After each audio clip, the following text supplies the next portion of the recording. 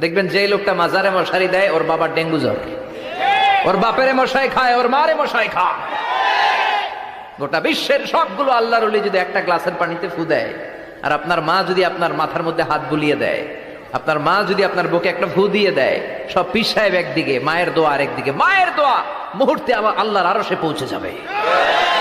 এজন্য বিশ্বনবী বলতেন সালাসু দাওয়াতিন মুস্তাজাবা, তিনটা দোয়া আল্লাহ কবুল ফিরিয়ে দেন না। এক নম্বরে হচ্ছে দাওয়াতুল মুসাফির, সফর অবস্থায় দোয়া করলে কবুল করে কে? দুই নম্বরে দাওয়াতুল মাজলুম, অত্যাচারিত ব্যক্তির দোয়া কবুল করে কে? তিন নম্বরে দাওয়াতুল ওয়ালিদাইনি লিওয়ালাদিহি, মা বাবা যখন হাত তুলে ছেলে মেয়েদের জন্য আল্লাহর কাছে দোয়া করে, ওই দোয়াটাও কবুল করে কে? মাজারে মশারি দিবেন, লাল শালু দিবেন, আগরবাতি, মোমবাতি, কোন মানত? মাজারে মানত করা যায় না। ইন্নী নাযারতু লির রহমানি সাওমা, মানত